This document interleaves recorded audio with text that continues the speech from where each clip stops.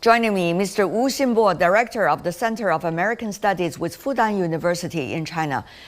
Mr. Wu, what a pleasure to see you. Thank you so much for joining us. Pleasure to be here. I understand that during the last trip President Carter made to China, he joined you and others at the American Studies Center in Fudan University. What was your reflection upon that visit, the very last he had in China? That visit was on September the 9th, 2014, at which year he turned 90, and which was also his last trip to China. We were very fortunate to have him visit us at Fudan University and to have a discussion with our students and faculty members. I had a very vivid memory of his visit. He felt very excited with, sitting down with young students at Fudan University and talking about his decision to normalize relations with China. In particular, he told us how he made the decision to open the door for Chinese students to go to study in the United States. And he was very proud of that legacy. And the discussion went on for more than 1 hour. At the end of the discussion, he went to the audience, shaking hands with students sitting on the fourth row and chatting with them. So that surprised all of us because he had a very tight schedule on that day, and the discussion already, went over the schedule. But still, he liked to engage with our students.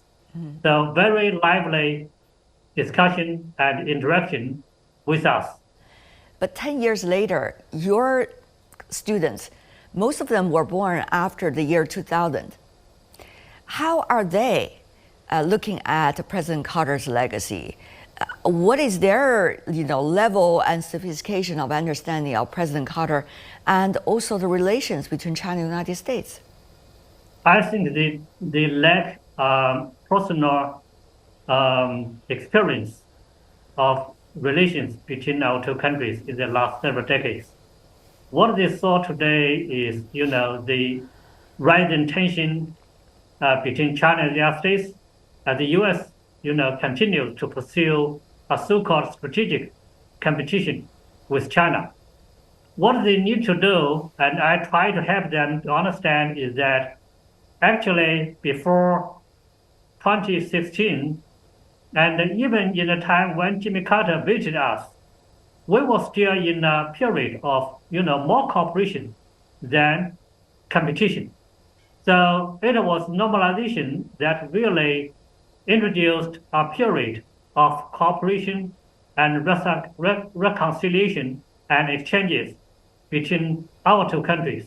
So for the younger generation, sometimes it's difficult for them to imagine that how President Carter could make a decision in the Cold War era to normalize relations with country.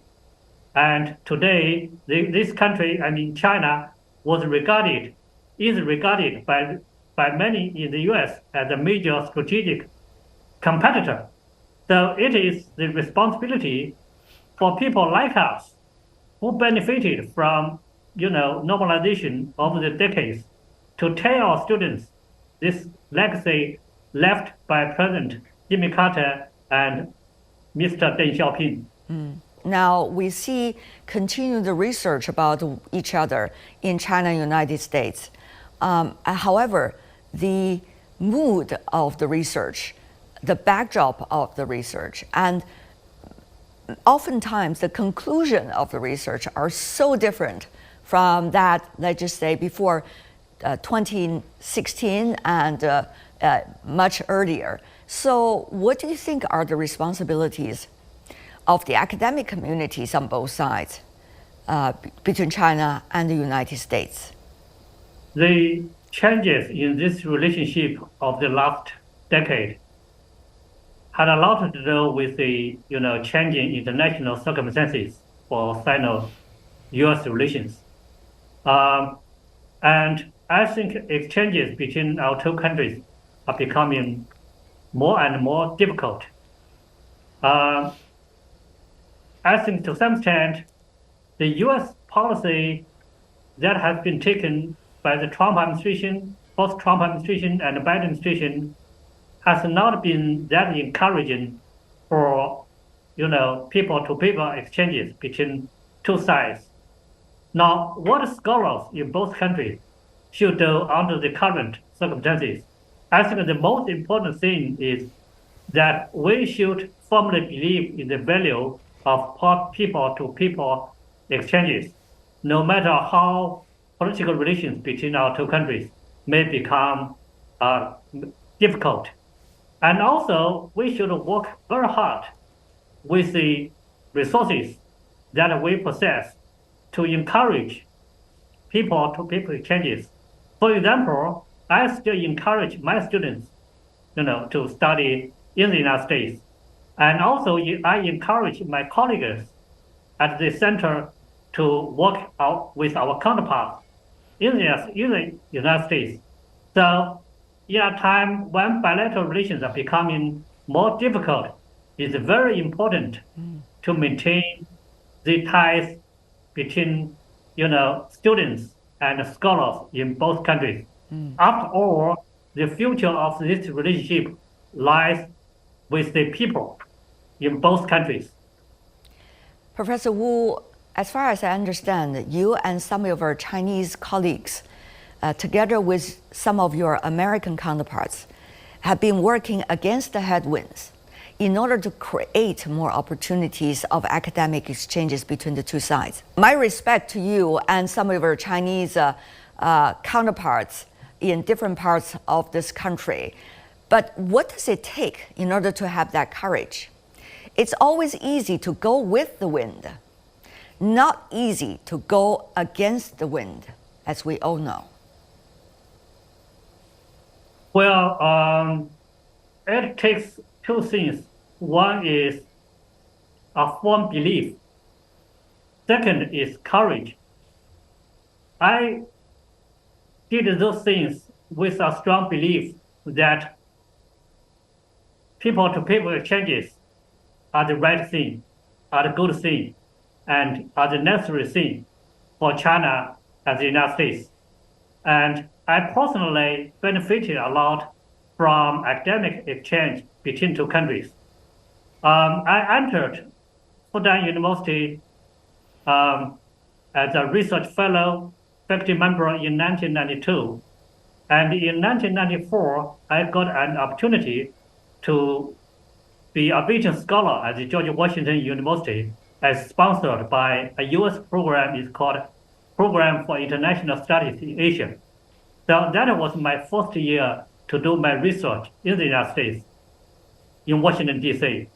That experience really opened my horizon, opened my eyes for American studies. And in that 1 year, I got to know many American scholars and built personal relationship with them. And this friendship, this working relationship has continued in the following decades. So that benefited a lot my professional career. So that is why I think academic exchange is important and necessary. And also I believe this is good for both countries because through people-to-people exchanges, you improve the mutual understanding between two sides and reduce the misperception and misjudgment between two sides. And secondly, you do the thing with courage. Of course, there are always, difficulties and challenges. However, if you believe that is the right thing to do, you should try your best. I mean, it's just like President Carter, when he made a decision in 1978 to normalize relations with China, there were huge domestic political opposition back in the United States. But President Carter believed that normalizing relations with China was important, was good for American interests. So he just went ahead to make the right decision. Professor Xinbo, thank you so much for being with us. Appreciate it.